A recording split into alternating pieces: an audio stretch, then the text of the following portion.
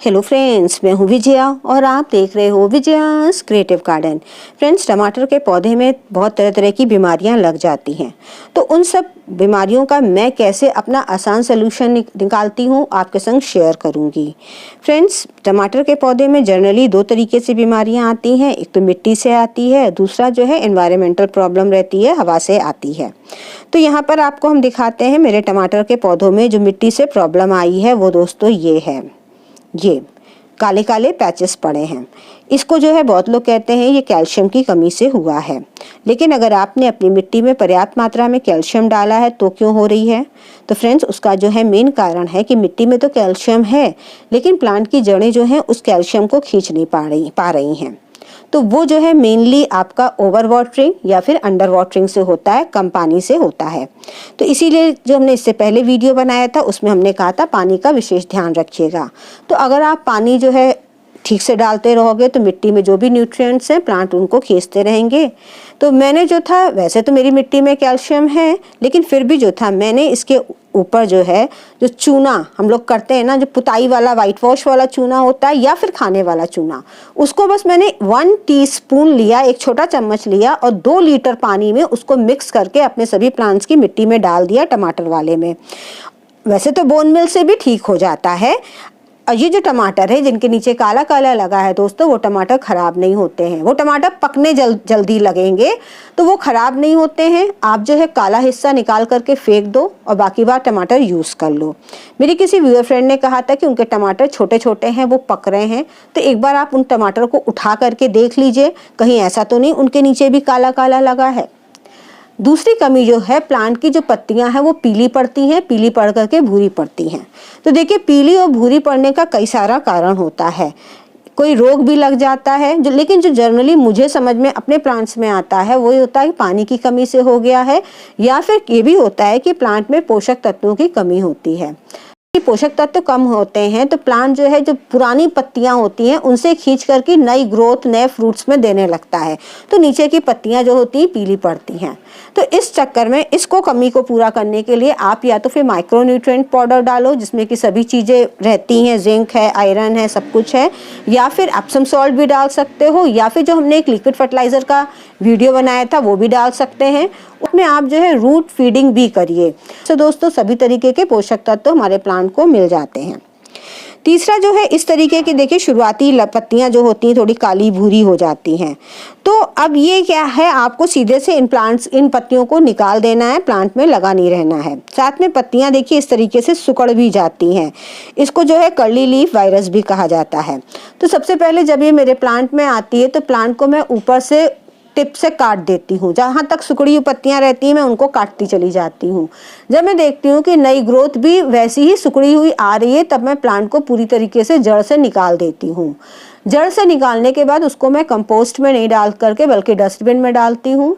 साथ में इस चीज़ का ख्याल रखती हूँ कि जब जहाँ पर वो प्लांट लगा था, जैसे ही सीज़न ऑफ हो जाएगा तो मैं उस प्लांट की मिट्टी को अच्छी तरीके से धूप में दिखा करके, थोड़ी मात्रा में राख है, थोड़ी मात्रा में हल्दी है और साथ में ट्राइकोडर्मा वगैरह, नीम खली वगैरह मिक्स करके मैं जो हूँ उस मिट्टी में मिला करके उसको अलग रख देती हूँ पूरे एक सीज़न के लिए, लेकिन धूप अच्छे से दिखाने के बाद ही।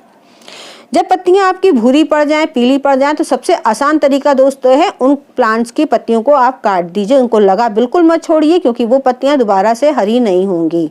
दूसरी चीज़ में आपको जो है प्लांट को खुराक बढ़ानी पड़ेगी, फर्टिलाइज़र, लिक्विड फर्टिलाइज़र देना पड़ेगा। एप्सम सॉल्ट है तो उसका भी आप स्प्रे बना करके कर सकते हो। थोड़ी बहुत पत्तियाँ पीली पड़ रही हैं तो प्रॉब्लम कोई बात नहीं है, वो तो नॉर्मल होता ही होता है। इसके बाद नेक्स्ट प्रॉब्लम आती है कीड़े मकोड़ों की, मिलीबग्स, एफिड्स वगैरह की। तो शुरू से ही निगाह रखिए प्लांट में। अगर थोड़े बहुत लगे होते हैं तो आप हाथ से निकाल दीजिए। फिट सोप होता है ना, बर्तन मांजने वाला, उसको पानी में 1 लीटर पानी में मिलाकर स्प्रे कर दीजिए। तो आप नीम ऑयल स्प्रे करिए। जैसे कई चीज़ें हमने अपने वीडियोस में शेयर करा है, उससे आप इलाज करिए अपने, उसका वो भी ठीक हो जाएंगे आपके। मेरे किसी व्यूअर फ्रेंड का कमेंट आया था कि उनके प्लांट में बहुत छोटे छोटे फ्रूट्स जो हैं लाल हो रहे हैं। तो देखिए, प्लांट किसी कारण शॉक में तो नहीं है, ऐसा तो नहीं उसमें पानी की कमी हो रही हो या ओवर फर्टिलाइज कर दिया हो या फिर उसकी वैरायटी ही छोटी वाली हो।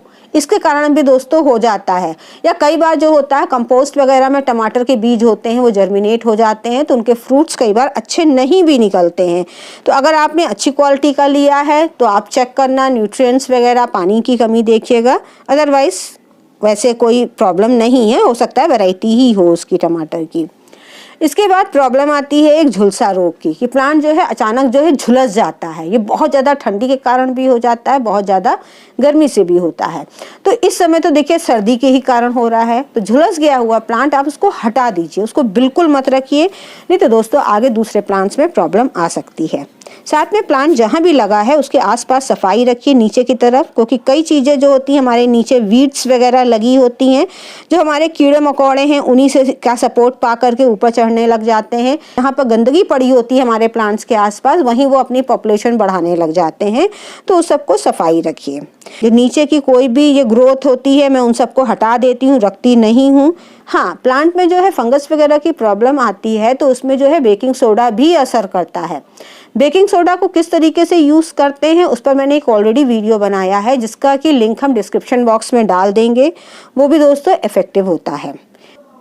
बहुत ज़्यादा ठंड पड़ने पर कई बार टमाटर की पत्तियां जो होती हैं वो कुछ रेड सी और पर्पल सी हो जाती हैं, तो आप घबराइए नहीं।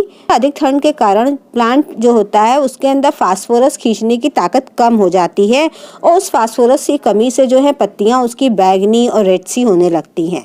तो आपको सिंपल सा जो है प्लांट के आसपास जहाँ लगा है वहाँ मल्चिंग कर दीजिए। साथ में जो है कोशिश करिए कि थोड़ा सा धुआं कर दीजिए ताकि कोहरे से प्लांट बचा रहे, और थोड़ा बहुत पानी भी अपने प्लांट्स के आसपास रख सकते हैं। वीडियो पसंद आया हो तो लाइक पर हिट कर देना। मेरे चैनल पर पहली बार आए हो तो सब्सक्राइब भी कर सकते हो।